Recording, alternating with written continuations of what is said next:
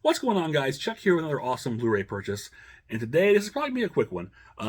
I've got a new release of an 80s, I'd say cult classic. Um, most only remembered by people from the 80s for the style and a lot about it, and probably maybe the music to a degree. Let's just get to it. It is Barry Gordy's The Last Dragon. Now, this is the 4K Steelbook. It just came out. And if you've heard me mention before, I'm sure several times, I'm not the biggest Steelbook fan. I know a lot of people love them. They're all about the Steelbooks. I never been. I don't know. I'm just not a big fan of Steelbooks. I don't know why. They just don't really do it for me. However, I do have a couple in my collection, mainly because that's the only way these films were available. They didn't have a standard release. The 4K was only available on a Steelbook. So that's what I got. Case in point, films like I think Fright Night and Heavy Metal or two that I can think of that had to get Steelbooks because that was the only way those 4Ks were available. They didn't have just basic standard edition. It's fine. It's not the end of the world, but it's just not my big thing. But anyways, that being said, this is a nice looking cover in the Steelbooks. I do like this. I think that's my other thing. A lot of times Steelbooks have really weird artwork I don't really care for as opposed to what the poster art would be. Not this related to the poster art, obviously. I don't think it is. I can remember. It could be. It's been a while. But this is pretty nice. I do like this. On the back of this, you've got this little image here. Open it up. And there's nothing fancy. You've got a digital code. And then you've got your 4K, your Blu-ray, and your nice little image inside. Let's see what I do like. One thing I'll tell you I do like about this. Here's your full image back. Is that how these are set, because a lot of times you have these when discs are laid on top of each other like that, they're usually touching or it's very hard to get out. Not the case with this. I do like this. This has, if you can see, probably not, but this is actually raised up a bit. So the disc on top is not touching anywhere near the disc on bottom. It's easy to pop out without hitting the bottom disc, which is nice. And the bottom disc wasn't too tough to get out either. So that's a plus. I'll give them credit for the design on that, because like I said, usually these kind of things, it kind of slides right in there. But you see, it's I don't know if you can tell or not, but it's not really touching that there. And let's see if I can get this one here. You pop the 4K on top of that, and then, yeah. So you see there's a gap there, so they're not touching. I do like that. A lot of times these things are right on top of each other, and you worry about pulling them out and scraping up the back or the disc itself. Not a problem here, and this is, very easy to get in and out. So kudos to them. I do like that. But that's really all there is for that. Special features wise on here, here's the L card that was on the back. Not too many to speak of. You've got a fan commentary on the 4K disc, which is interesting, by comedian Amber Ruffin and author Lacey Lamar.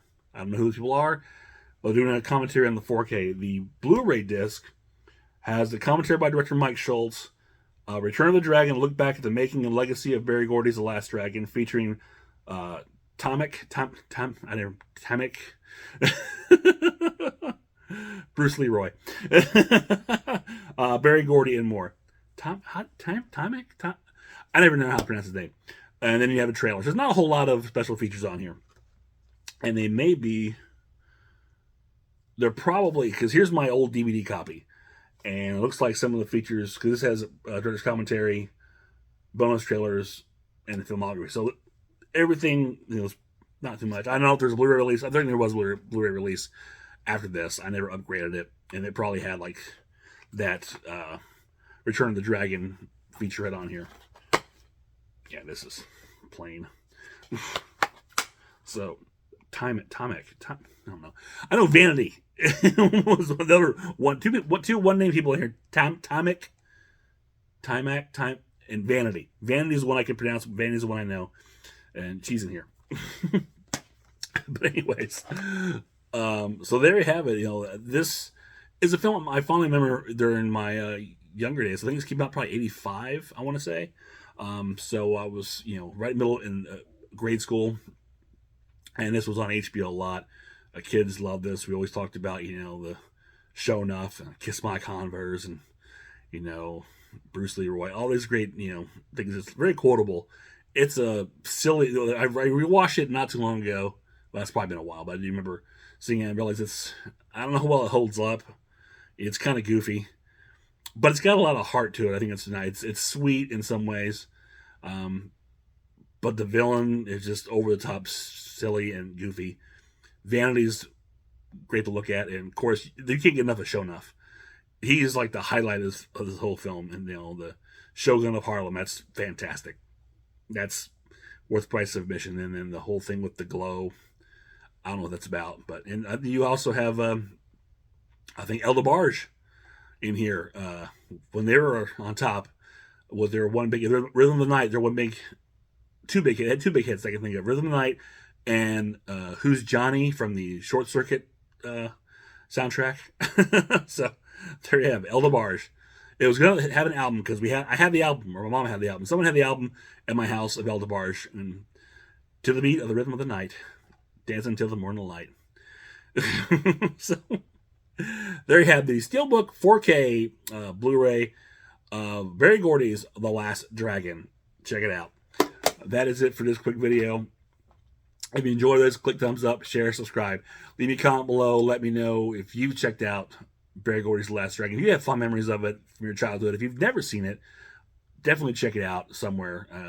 I'm not sure if it's available streaming or whatever, or you can pick up the 4K Blu-ray, whatever the case. But check it out; it's fun. If you like some good '80s martial arts cheese, and MTV kind of rock time. Again, it's definitely a product of its time, being around '85. Again, I believe it was like 1985, somewhere on there, peak '80s.